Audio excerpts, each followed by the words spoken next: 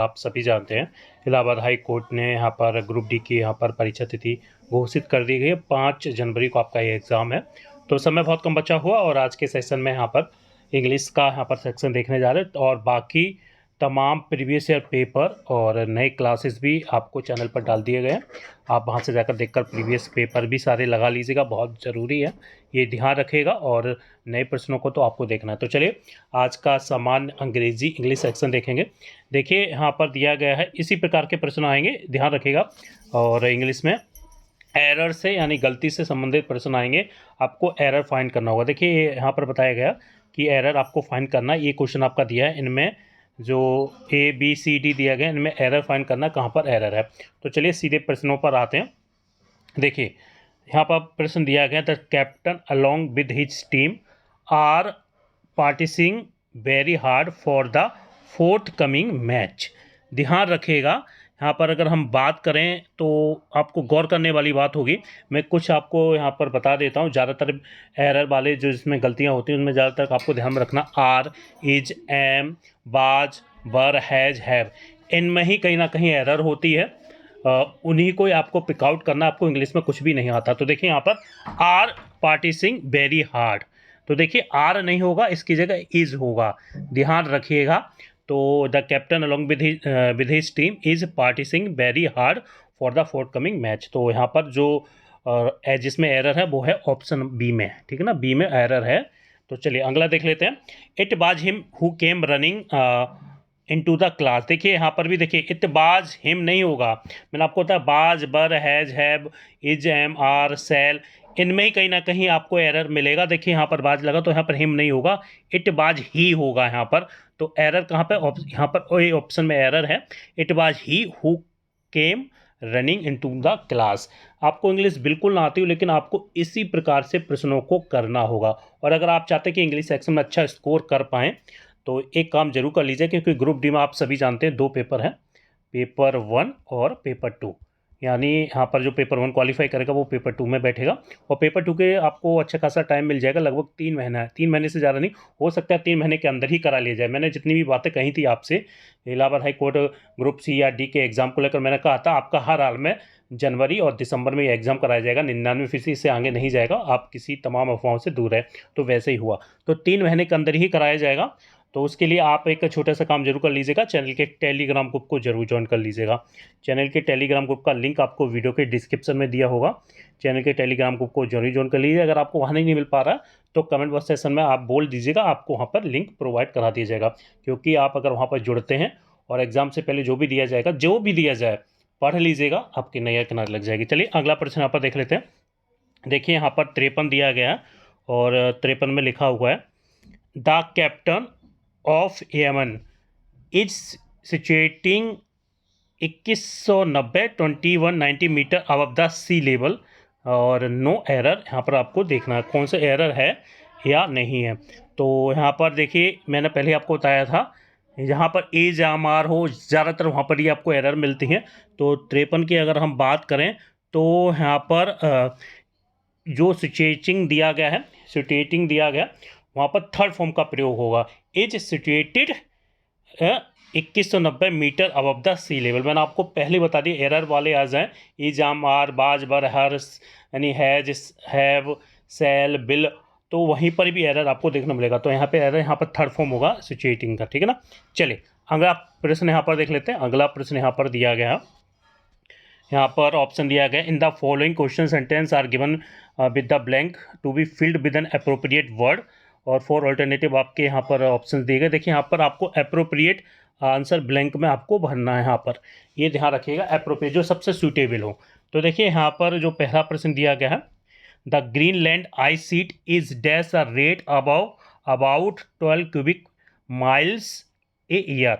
देखिए miles year आपको कुछ भी नहीं पता, देखिए स्मेल्टिंग नहीं करेंगे और यहाँ पर कंडेंसिंग नहीं करेंगे। आप क्यों नहीं करेंगे, देखिए यहाँ पर ग्रीनलैंड आइस शीट है और रेट यहाँ पर बताया गया है, स्मेल्टिंग नहीं होगा, बिल्कुल नहीं होगा, इनको हटा दीजिएगा। और जो कहीं ना कहीं बिल्कुल सही है, मेल्टिंग या फ्रीजिंग। तो हम 54 का अगर हम यहाँ पर देखें तो राइट आंसर आपका हो जाएगा मेल्टिंग, और ऑप्शन नंबर चले जाएंगे हम सी के साथ, ये बिल्कुल सही होगा, ठीक है ना। इनका तो कोई मतलब नहीं है, अगर आपने पढ़ा होगा तो अगर थोड़ी सी भी जानकारी होगी तो इनका यहाँ पर प्रयोग हम नहीं कर सकते हैं, तो यहाँ पर मेल्टिंग हो जाएगा। तो इसी के साथ चले जाएंगे मेल्टिंग।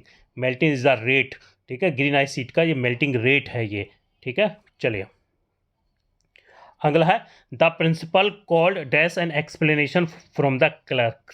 देखिए प्रिंसिपल को बुलाया गया, ठीक है ना। देखिए आउट एन एक्सप्लेनेशन, भैया आउट का तो मतलब ही नहीं बाहर के लिए, एक्सप्लेनेशन बाहर नहीं, ऑन एक्सप्लेनेशन के ऑन बिल्कुल नहीं, एक्सप्लेनेशन के अंदर नहीं, एक्सप्लेनेशन के लिए प्रिंसिपल को कॉल्ड किया गया एक्सप्लेनेशन के लिए, और वो होता है for, the principal called for an explanation from the clerk, ये हो जाएगा। ध्यान रखिएगा इंग्लिश में कुछ नहीं आता, आपको कुछ नहीं पता, लेकिन ऐसे ही करना, ऑन नहीं हो जाए, एक्सप्लेनेशन के ऑन नहीं, एक्सप्लेनेशन के आउट नहीं, एक्सप्लेनेशन के अंदर नहीं, फॉर के लिए, एक्सप्लेनेशन के लिए, ठीक है ना। सी आंसर हो जाएगा।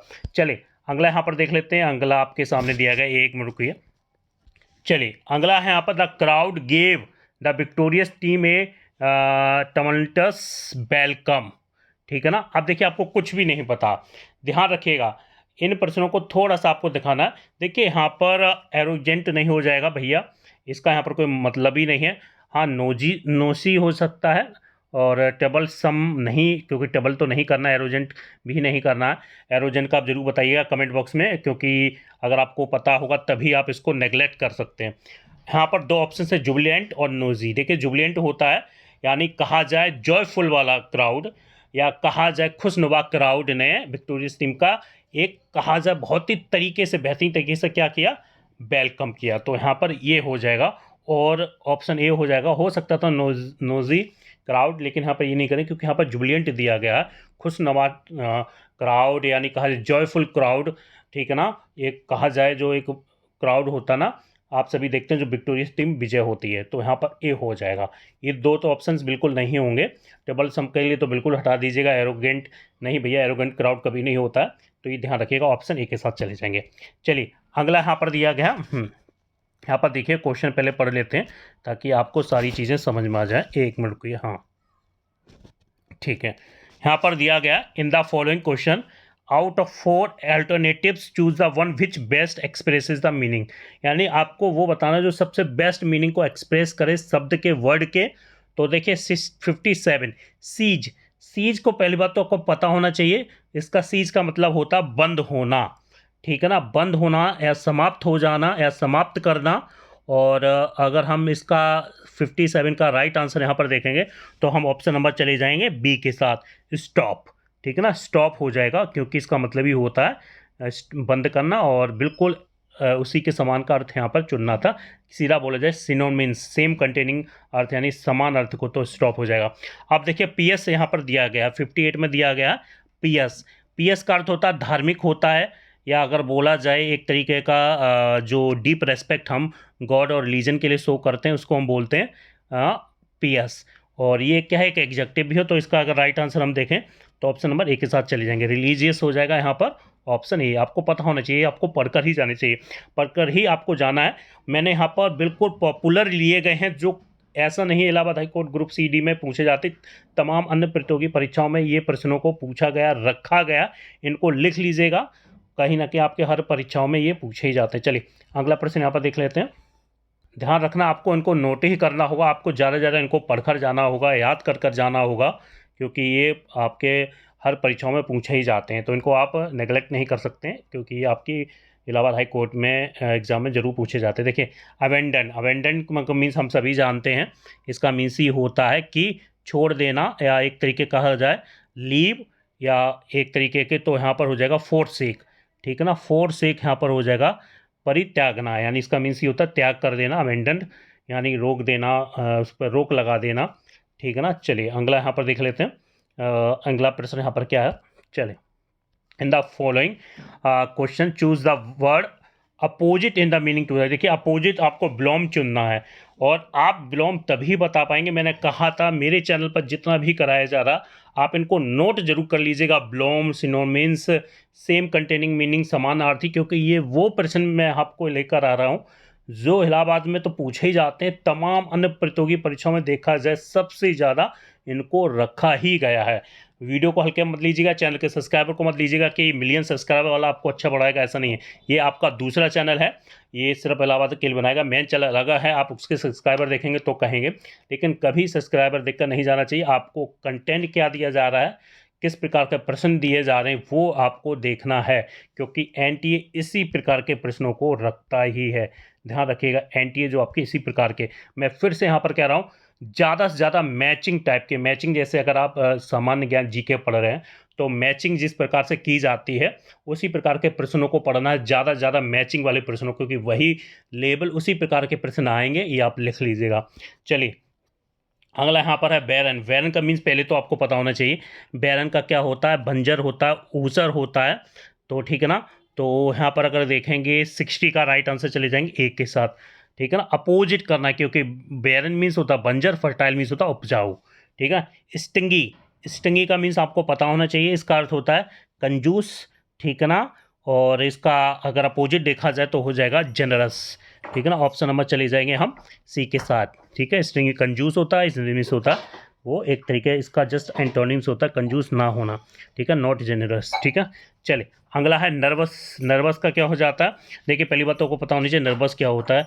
नर्वस का अर्थ होता है, हम सभी जानते हैं, अगर हम देखा जाए साइंस की तौर पर देखें तो आपको वो अलग यहाँ पर मिलेगा। नर्वस मीन्स हो जाता है हम एकदम बिल्कुल ही नर्वस हो गए, डर गए, एकदम बिल्कुल सीरियस हो गए, ठीक है ना।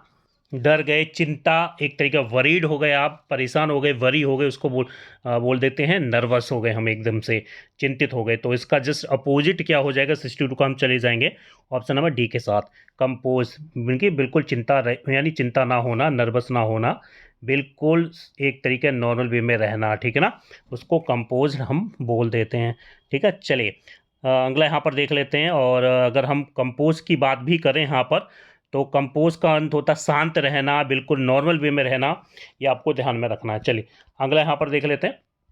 इन the question 4 alternatives are given for the items. Items मुहावरे लोकोक्ति होती हैं, ये आपको ध्यान में रखना। Choose alternative best express the. लोकोक्ति मुहावरे इस प्रकार के कुछ कहे हुए जो सेंटेंस है इससे भी संबंधित एनटीए पूछता है। देखिए to shed crocodile tear, to shed crocodile tear, पहली बात तो आपको पता होना चाहिए, आप इसको नोट जरूर कर लीजिएगा। मैं फिर से कह रहा हूँ, ये वो प्रश्नों को रखा गया है जो हर बार परीक्षा में आते हैं और इस बार भी आपको देखने को मिल सकते हैं।